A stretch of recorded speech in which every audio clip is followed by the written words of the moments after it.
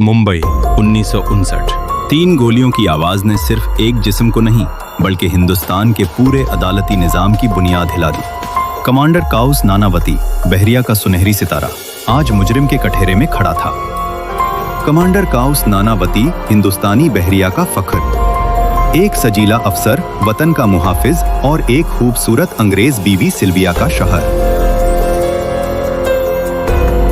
लेकिन इस तस्वीर के पीछे एक गहरा साया छुपा था। सिल्विया ने एतराफ किया, वो मुंबई के अमीर रईस प्राइम एहजा के साथ नाजायज ताल्लुक में थी। 27 अप्रैल 1959 नानावती ने अपनी बहरी बैरक से सरकारी रिवाल्वर हासिल किया। बहाना ये था कि मुंबई का सफर महफूज नहीं, लेकिन उस दिन उसके जहन में क्या चल रहा था। प्राइम एहजा के फ्लैट का दरवाजा खुला, दोनों में कहा सुनी हुई, और फिर 3 गोलियां। प्राइम एहजा फर्श पर गिर गया, हमेशा के लिए। नानावती ने खुद पुलिस के हवाले किया। बुल्ट्स मैगजीन ने केस को कौमी ड्रामे में बदल दिया। हेडलाइंस थी, एक मजलूम शौहर ने इंसाफ लिया, नानावती को मुजरिम नहीं शहीद पेश किया गया। ये सहाफत नहीं थी, ये जहनसाजी थी। मुंबई की गलियों में नानावती तौलिए और खिलौना बंदूकें बकने लगी। अवाम दीवाने हो गए थे। औरतें सिनेमा घरों में रोते, मर्द मुट्ठियां भींचते। एक आदमी नहीं, एक अलामत बन चुका था नानावती। अदालत में 2 नजरिए टकराए। इस्तगासा ने कहा, ये सोचा समझा कत्ल है, पेशगी इरादा है। दिफा ने कहा, ये गुस्से की आंख मचोली है, एक शौहर का टूटा दिल। लेकिन कानून और जज्बात में से कौन जीतेगा? इस्तगासा का अहम हथियार था वक्त। नानावती ने हथियार लिया, बीवी से मिला, बच्चों को सुनीमा भेजा, फिर एहजा के फ्लैट गया।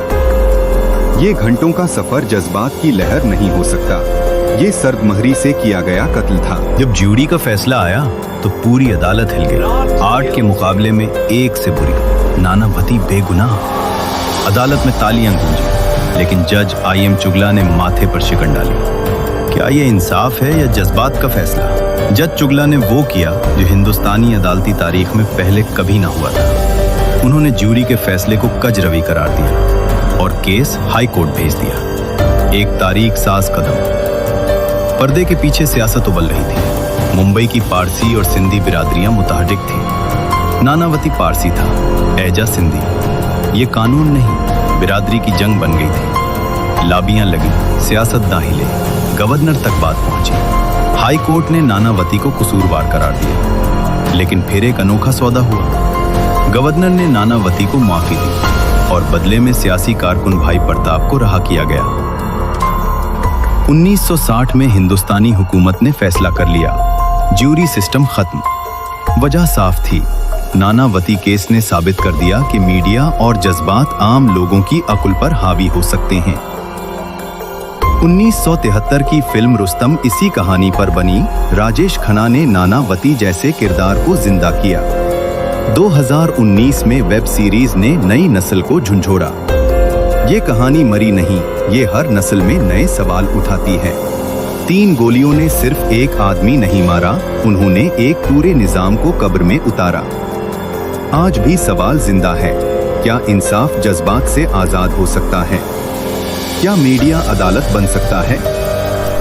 अगर आपको ये कहानी पसंद आई तो लाइक करें, चैनल को सब्सक्राइब करें, क्योंकि तारीख के सियाह राज अभी भी बाकी हैं।